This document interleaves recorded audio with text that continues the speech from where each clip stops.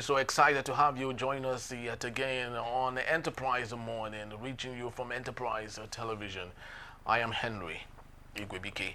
We start off today with our newspapers, and right after that will be our main conversation also for today. Please do well to be part of what we do. Have a say in what we say. You can always find and reach us at enterprisetvnews.com. You may equally like, comment, and follow us on all our social media platforms at Enterprise TV7. We have joining us via Zoom, Emeka Madunago, journalist, public affairs analyst, to see through all we have from our newspapers and possibly take us on to our main conversation for today. Good morning, Emeka, and welcome to Enterprise Morning today. Yeah, it's my pleasure. Good morning. Thank you so very much for your time. Now let's kickstart today with the Vanguard newspaper, and we have a litany of interesting stories here. On the top strip, disco performance in power supply disappointing, and also Time magazine names Aliko Dangote among top 100 philanthropists worldwide. UTME results due to human error, not technical glitch whatsoever. But let's take a look at all the matters here. And the sports are going on in Ogun State. We have it that doping sees athletes sacked from sports festival.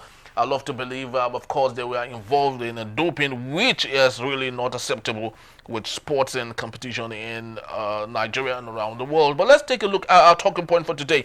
Emeka, I know you must have seen the viral video of how stray bullet killed WAEC student during chase in Ibadan. You've seen the viral video, isn't it? I couldn't really watch it. I just saw a snippet and then I turned it off because honestly, excuse me, it's part of the growing systemic failure in Nigeria. You know, we don't know how to engage simple, interactions between. How to handle simple interactions between armed security personnel and civilians. Yes, I saw a video of somebody driving a Honda car. Yeah. One way, on a lane said to be one way, and how the video, how the vehicle bashed security vehicles and all of that, and failed to stop. Yes. He was actually reckless, Emeka. He was actually very, very so reckless. Actually, yes. But why open fire on the vehicle? They said they suspected abduction or something. Okay, let's even play the devil's advocate. Okay, was abducting those boys and you ended up killing one of them. What did you gain? And I remember a report some years ago, how many years ago, about the firing capability of our security forces. And some security experts were saying that we have a problem, with the training, the shooting training of a Nigerian security personnel, particularly policemen. That's why you have cases of, a stray bullet, accidental discharge, and all of those things. Because the standards have really gone very low. The standards, go to the police training college in Ikeja. It's nothing to write home about. And so you are chasing the vehicle and you decided to open fire. What kind of unprofessional? And the statement was issued by the governor. You see, certain things are just disgraceful, so shameful. Was it? Excuse me. Was it? I forget the name of the legal luminary who said that it's better to let 10 guilty people go than to punish one innocent person. In this case, you didn't allow one guilty person go, and then you killed an innocent person. And somebody issued a statement, trying to just sign it and trying to justify it. It is a disgrace. And the government must pay adequate compensation to that family for this reckless, clearly brazen murder of a young man who was just going to take his exam. He had no control over his father's alleged action. Why did he have to pay the price for it? I mean, people, you see, we must rise above this British state in which we live in Nigeria. You know, it's as if human life has no meaning. The vehicle had a number. It had a number on its plate. Why do you have to chase after the man? What if you are running into some other people and kill them? I mean, he had a number plate. Where is he running? You leave him. Let him go. You will always get him. You will always get him. At least the life of his son would have been saved. Maybe the man was rushing to take the children for, the exam so that they, excuse me, they wouldn't get there late. But why did you have to open fire? But there is no justification. Yes, but Emeka, if you noticed his recklessness, it's a highly suspect, because this is how kidnappers actually go away with their victims most of the time. He was stopped repeatedly, but he refused to stop, which of course raises concern for the allegation that would have been labeled on him as a kidnapper. You see, let me tell you something. Let us look at it that, okay, he was a kidnapper. Was shooting at the vehicle in such a manner, was that the best way to have stopped the vehicle? The answer is no. Because most security experts have lamented the unprofessional way in which policemen engage matters. What was the business? That was just a traffic offense. Look, let me tell you, even for driving one way or whatever, the worst that could have happened to the man is maybe he would have forfeited his vehicle. I don't know what the traffic laws of Oyo State are. Maybe he would have forfeited his vehicle and, maybe gone to jail or, with an option of fine or community service. And then what else? So you see, when you're engaging certain things, trying to say suspected abduction, there wasn't sufficient ground for them to have suspected abduction. So that means everybody driving one way, including security personnel, they are potential kidnappers. Then that's what we might just conclude. We shouldn't heighten. You can expect that, okay, in Western nations where they have the problem of terrorism, that every act, whether shoplifting, whether burglary or whatever, street fighting will be termed as terrorism, like we do in Nigeria. Unreasonably. You see, for me, there was a way they could have stopped the vehicle. There was a way they could have stopped the vehicle or left the man to go, but they could have apprehended him. That is another reason why, you see, it is very important to digitize the records of vehicles in your states. It has been talked about again and again and again. So that's why we have also talked about unifying identities.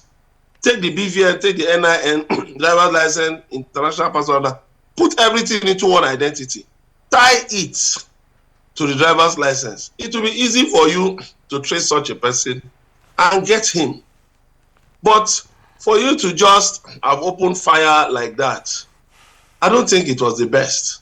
It was not the best at all. It wasn't the best. Because you aimed at his tires, missed his tires, and killed the son. So what did you end up doing? What did you end up doing? We must be very careful when we handle, we must let our security agencies know that when they handle firearms, they should be very careful. You must exercise utmost discretion. It's very important. Thank you. Very, very true, Emeka. We must, of course, exercise utmost caution whenever we do that. Policing in Nigeria has been a very big task. It's really has been a talking point for a very long time. It started with SARS, which of course was disbanded, and right now the Nigerian police on its own are taking over and really not doing a good enough job with society and policing it. But let's take a look at the Punch newspaper for today equally. A federal panel submits a key report on census of funding, states to draft new framework for local government autonomy. The big story on the Punch newspaper, May 29, Tinubu to review ministers' scorecard. And we have the rider to that story. President may get ministers' new assessment report this week. Low-performing ministers under pressure. Emeka, anything to expect from these same people? In the last couple of months, Nigerians will really say they've done literally nothing. We do not know who our Minister of Agriculture is or what he has been doing. Don't you think this is a total, walking futility? Do we need a Minister of Agriculture? We don't. We don't need a Minister of Agriculture at all. Because what is it doing? The Land Use Act versus trusteeship. Entrust governors with the oversight of land matters in the states. It's only Abuja, the Federal Capital Territory, that the federal government controls. So, in the rural areas where you have a lot of farming, these areas are controlled by the local governments and the state governments to some extent. So, why are you now having a federal minister of agriculture? What exactly is he? What exactly is his, are his functions? You don't have federal farmers. Farming is local. So why do you need a federal minister of agriculture?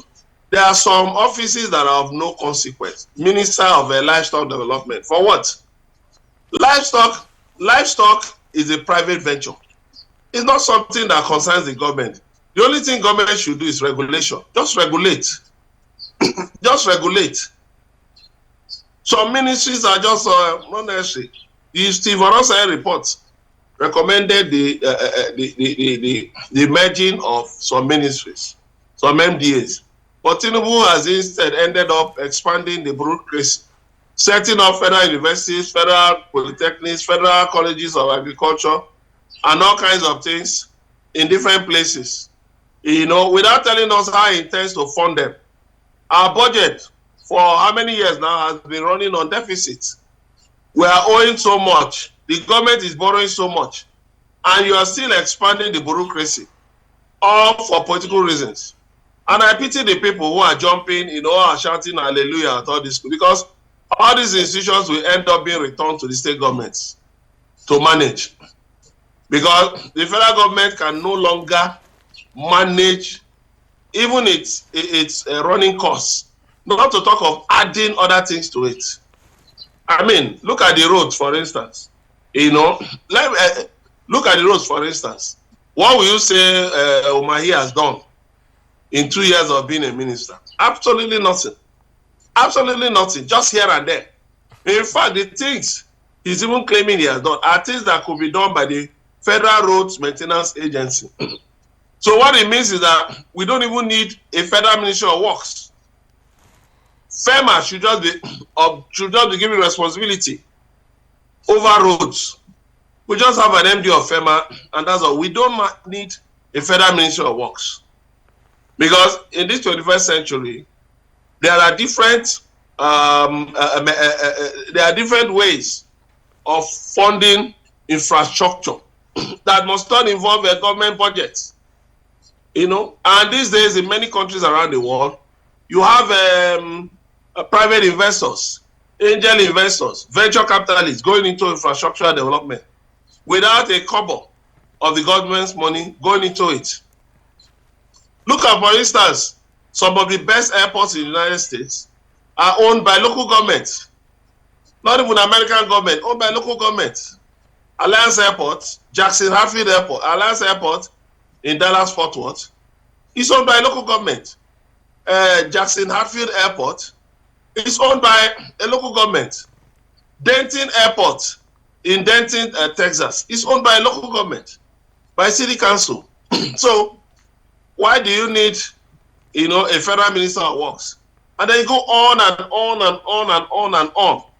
You can even see that Donald Trump is actually, President of the United States, is actually closing down some, some departments because they are not necessary. They are not needed in the 21st century.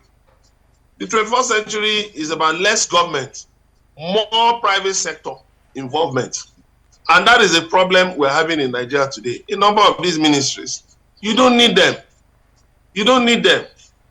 you have a federal ministry, a Ministry of Foreign Affairs, but you have the Nigerians in Diaspora Commission. I think the Nigerian Diaspora Commission should basically replace the Ministry of Foreign Affairs. Yes, because Nigerian Diaspora Commission is basically about Nigerians, and I have said this many years ago, that we should have a Nigeria first policy. Under Murtala Mohammed and under Obasanjo, we had an Africa first policy. But now we should come back home and have a Nigeria first policy. So it's not just in the pretentious way that President Bola Tinubu is going about it, buying made in Nigeria. No. You don't just wake up and look for something to throw at the people. It must be well thought out. Nigeria first. So, in summary, a lot of these ministers have failed and they are not needed. You don't even need a Minister of Aviation. What is he doing? The Federal Executive Council just awards contracts. It's just a contract bazaar. What are they really doing? Are they looking at policies? No. Are they formulating policies? No. It's just about awarding contract left, right, and center. I mean, so when there's no contract, what does the Federal Executive Council really do every Monday? If we have a Federal Aviation Administration, that's okay. We don't need a Federal Ministry of Aviation. A lot of these ministries should be scrapped. Even the Federal Ministry of Education should be downgraded, because you have a lot of agencies doing all their jobs. So what are they really doing?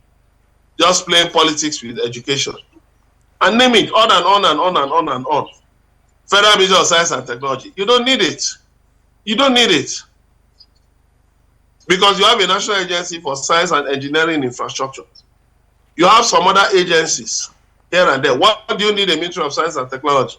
Remember the minister of that ministry some years ago was telling us that we'll send somebody to space by 2012 or so. What has that been achieved? So some ministries should be scrapped and their civil servants redeployed. That's the best way for us to cut costs. We must cut the deficit. We must scrap the deficit. We must cut costs. The idea that every state must produce a minister, I mean, is anachronistic. Because you've seen it. The way Tinubu has been practicing his own. There are at least 15 federal ministers of grade A standing from the Southwest. So what is the meaning of that? Then you now have in the Southeast, how many ministers, substantive ministers do you have? Anambra State has just one junior minister. Imo State has a junior minister. So what are we talking about? Why do we need that provision? We can definitely do away with the provision. Let Tinubu take members of his family and make them ministers. Then we'll know how low, how despicable we have become as a people. Thank you. Thank you so very much, Emeka, because one would wonder the essence of some of these things. The United States of America, where we borrowed our presidential system of government, have secretaries as ministers, and with the landmass, 15. and yes, it's only 15. Yes, 15 secretaries running a population of over 300 million people, and ensuring that efficiency is what it is. But we have about 41 ministers in Nigeria, and still we do not have electricity. The Minister of Power said that Nigeria needs $10 billion of investment for the next 20 years for us to have stable electricity. And one would wonder how much is used to build from start to finish a power plant if we would invest $10 billion every single year for the next 10 to 20 years. It's actually so ridiculous, if you ask me. But just before we let you go on this particular segment, Emeka, let's take a look at other matters here. The federal government to auction 753 duplexes seized from Emefiele. As much as, of course, Nigerians might not really give so much concern about what happens to Emefiele, knowing that we were all victims and casualties of his decision when he was the CBN governor. But the auctioning of his duplexes, which of course he had denied that it belongs to a family member, do you think there will be transparency in the auctioning in the first place?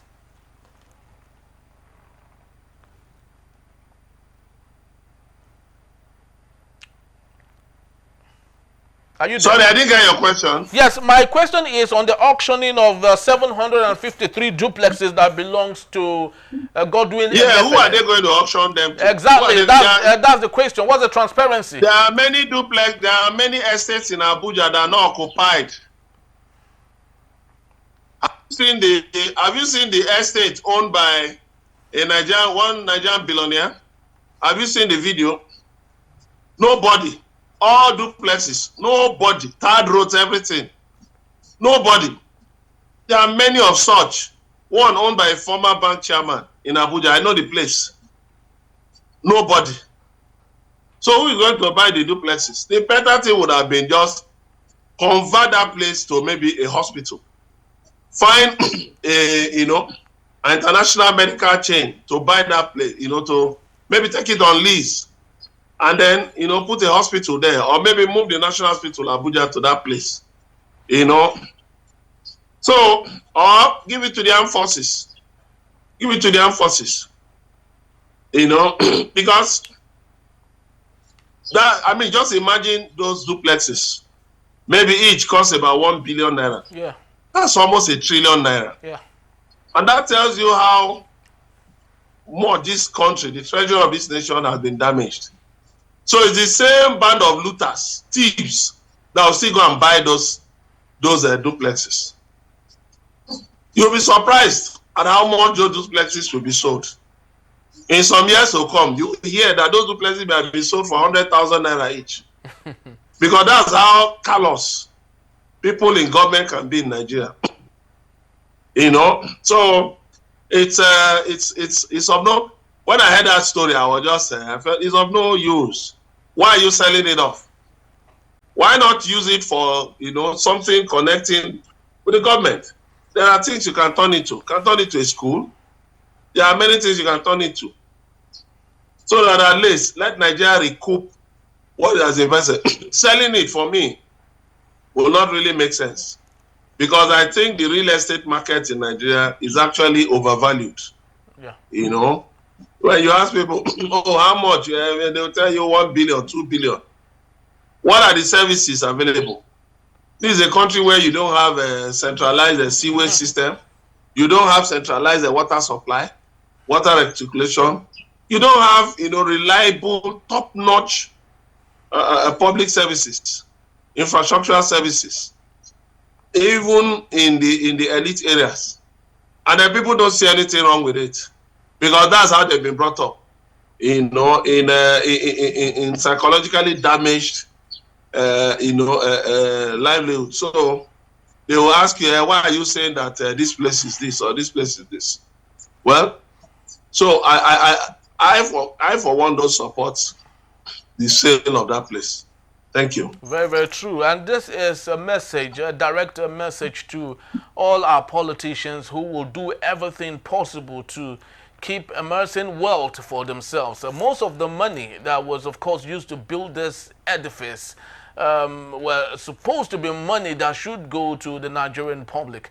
But the person of Godwin Emefiele, the CBN governor, who wanted to run for the position of the president of the country while still being a governor of the CBN, used all of that money to build what he has, of course, that has been taken away from him, which means that we all should be very careful. What we do now that we are in position, who knows? Maybe the next person that might come would have to, take away all of that, which is going to waste, exactly. Thank you so very much, Emeka. And just to let you know that Emeka will be here to take us on our main conversation when we return. NASA budget SPA over 6.9 trillion naira project insertion in 2025 appropriation bill. It's still Enterprise Morning. Please don't go anywhere.